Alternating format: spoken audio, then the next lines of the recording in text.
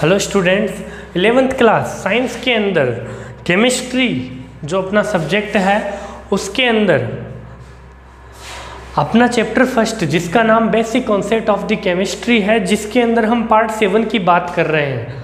Last जो part था जिसका नाम मोल फ्रैक्शन था, कई स्टूडेंट्स ने मेरे को जो है बताया कि मोल फ्रैक्शन के कुछ और एग्जाम्पल हमको करवाए जाए। ठीक है, एग्जाम्पल यानी उनको ये दिक्कत हो गई कि ज़्यादातर कि अगर 4 कंपाउंड आपको दे दें, मेरा मतलब 2 से ज़्यादा कंपाउंड आपको दे दें तो आपको क्या करना है। ठीक है, एक बार स्टूडेंट्स इस टॉपिक को वापस समझें, एक बार ध्यान दीजिए इसके अंदर जरूरी क्या है, खास क्या है। देखें, मोल फ्रैक्शन को रिप्रेजेंट करते हैं हम एक्स से। जितनी चीजें होंगी क्वेश्चन के अंदर, example x1 is equal to n1 upon n1 plus n2, x2 is equal to n1 plus n2।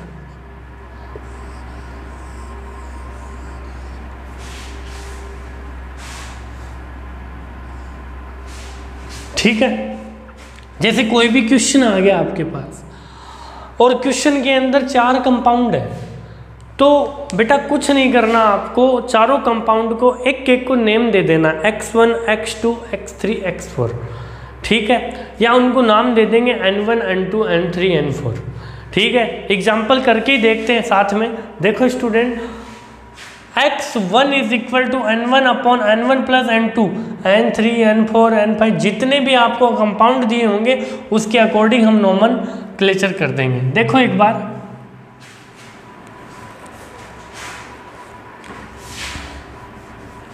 एक एग्जाम्पल जो मैंने लास्ट वीडियो में दिया था, लेकिन वो एग्जाम्पल नहीं लेकर कोई अलग एग्जाम्पल हम लेते हैं।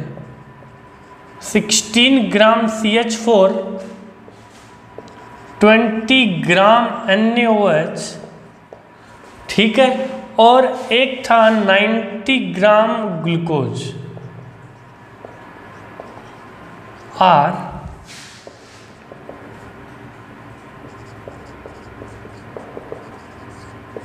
डिसॉल्विंग इन इसको कर देते हैं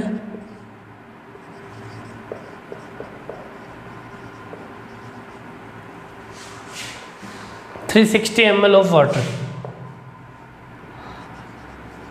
इस पूरे सॉल्यूशन का आपको क्या निकालना है, मोल फ्रैक्शन निकालना है। क्या निकालना है? मोल फ्रैक्शन निकालना है। पूरे सॉल्यूशन का मोल फ्रैक्शन निकालना। ठीक है, क्या होगा स्टूडेंट, इसको तो मानते हैं n1, इसको मानते हैं n2, इसको मानते हैं n3 और इसको मानते हैं n4। इसकी तो x1 ज्ञात होगी, इसकी x2 होगी, इसकी x3 होगी और इसकी x4 होगी। स्टूडेंट देखिए, सबसे पहले क्या होता है, यानी अपने पास x की कितनी वैल्यू निकलेगी,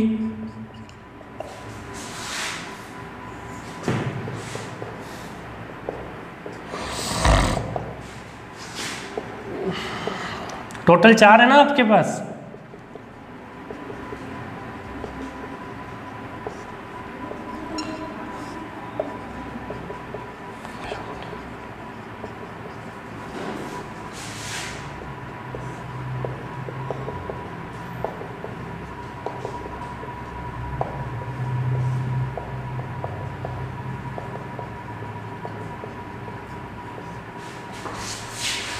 ठीक है, सबसे पहले n की बात करते हैं हम। n1 भी निकालते हैं, n2 निकालते हैं, n3 निकालते हैं और n4 निकालते हैं। n1, n2, n3, n4 इन चारों की वैल्यू निकालते हैं। ठीक है, उधर मैं n1 निकाल लूँ। n1, n का मतलब होता है mole, mole is equal to quantity upon mass. n1 की बात कर रहा हूँ, या यहाँ पर कर लेंगे इसकी बात, कोई दिक्कत नहीं है।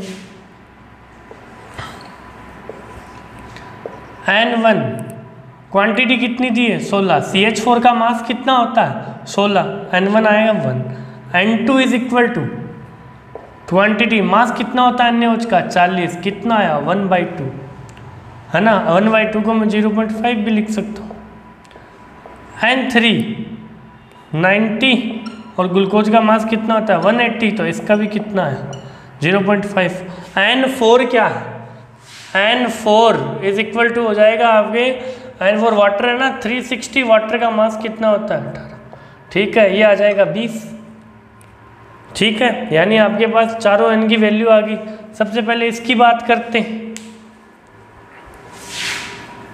सबसे पहले X1 की बात करते हैं। N1 की वैल्यू कितनी आई 1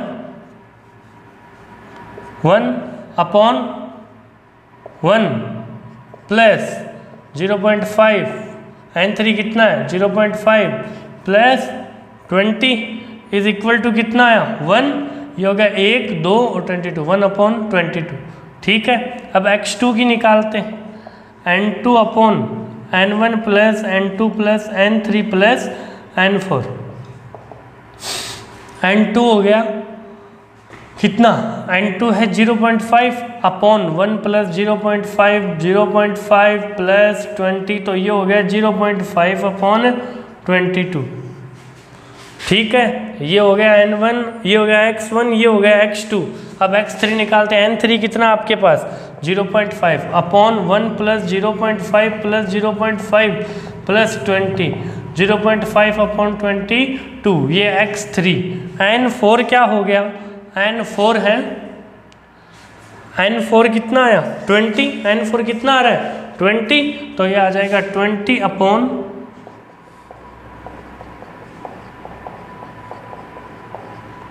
ये हो गया 20 अपॉन 22। ये चारों की वैल्यू आपके पास आ गई, ठीक है, चारों की निकाल दी वैल्यू आपने। अब आप चेक करो कि आपके द्वारा जो आंसर निकाला गया है वो सही है क्या। देखो स्टूडेंट, जितनी भी मोल फ्रैक्शन होती है X1 X2 X3 X4, जितनी भी मोल फ्रैक्शन होती है उनका टोटल कितना आना चाहिए 1 आना चाहिए। अगर उनका टोटल 1 आ रहा है तो आप एकदम सही हो। सभी का टोटल कितना आना चाहिए 1 आना चाहिए। मेरा मतलब कहने का ये है कि कितनी भी चीज़ें मिला लो, बननी कितनी चीज़ है, एक ही चीज़ बननी है, ठीक है। तो यहाँ पर हो जाएगा X1 plus X2 plus X3 plus X4। X1 क्या है, X1 कितना आया 1/22, X2 कितना आया 0.5/22 प्लस X3 0.5/22 और X4 20/22। इसका LHS आ जाएगा आपके कितना 22, इसका कितना आ जाएगा LHS 22 आ जाएगा, ठीक है। 22 1 प्लस 0.5 प्लस 0.5 है ना plus 20 is equal to 22/22 is equal to 1। यानी टोटल मोल फ्रैक्शन उनका टोटल कितना आ रहा है 1। यानी आपका जो आंसर है वो एकदम सही है। यानी यहाँ पर हमने जो है अपनी बात मोल फ्रैक्शन के अकॉर्डिंग पूरी कर ली। ये मोल फ्रैक्शन का न्यूमेरिकल था, ठीक है। अब चलते हैं स्टूडेंट नए टॉपिक में। मेरे ख्याल से स्टूडेंट्स को अब कोई दिक्कत आनी नहीं चाहिए।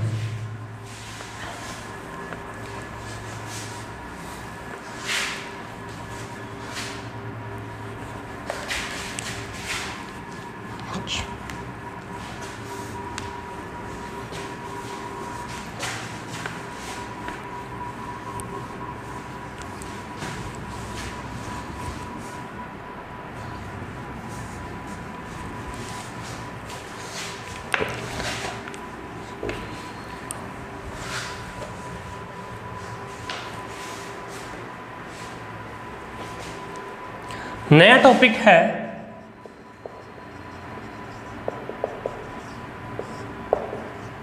नॉर्मेलिटी।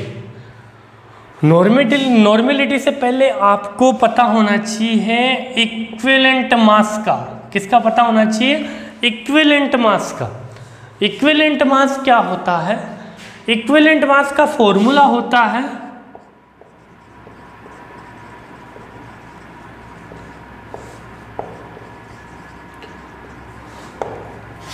इक्विवेलेंट मास का फॉर्मूला क्या होता है, मोलर मास अपॉन वैलेंसी। कोई भी चीज़ का मोलर मास कितना और अपॉन उसकी वैलेंसी कितनी है, ठीक है। बात करें क्वेश्चन आ गया यहाँ पे, अन्य OH का मोलर मास कितना, सॉरी अन्य OH का इक्विवेलेंट मास कितना। तो सबसे पहले अन्य OH का मोलर मास निकालेंगे, ये हो जाएगा 40। तो अन्य OH का मोलर मास कितना है 40। वैलेंसी अन्य OH में सेंट्रल एटम यानी केंद्रीय परमाणु कौन है, अन्य की वैलेंसी कितनी होती है 8 इज इक्वल टू 40, यानी इक्विवेलेंट मास कितना हो गया अन्य OH का 40। कोई भी कंपाउंड का आप इक्विवेलेंट मास बता सकते हो, कोई भी कंपाउंड का। एग्जांपल के लिए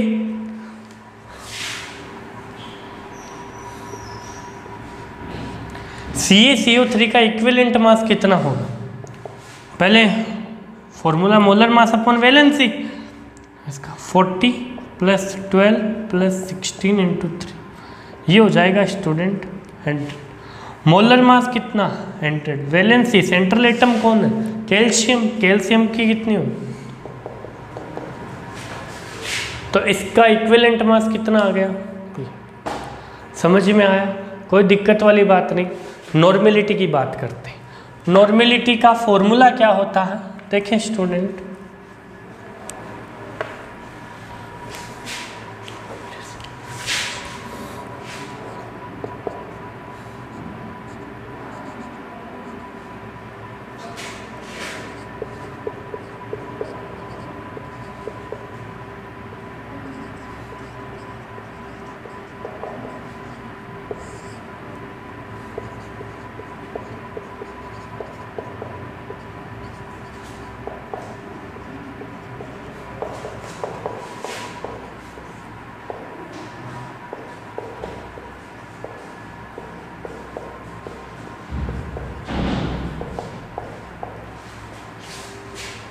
वॉल्यूम ऑफ सॉल्यूशन, ठीक है, ये इसका फॉर्मूला है। मैं यहाँ पर एक क्वेश्चन क्रिएट कर रहा हूँ, क्वेश्चन को लिखता हूँ यहाँ पर मैं, ध्यान दीजिए।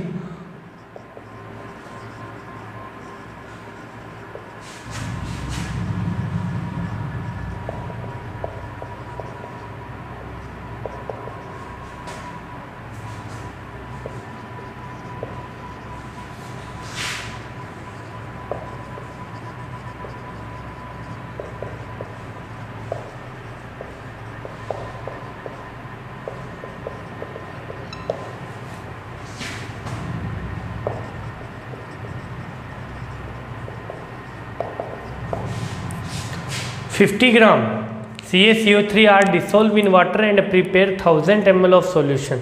Find out the normality. आपको सोल्यूट कौन है 50 ग्राम CaCO3, ठीक है, डिसॉल्विंग इन वाटर यानी जो डिसॉल्व हो रहा है वो सोल्यूट है और जिसमें हो रहा है वो सोलवेंट है। डिसॉल्व हो रहा है CaCO3, उसकी क्वांटिटी आपको कितनी दी 50 अपॉन सोल्यूट्स। इक्विवेलेंट मास निकालना पड़ेगा आपको।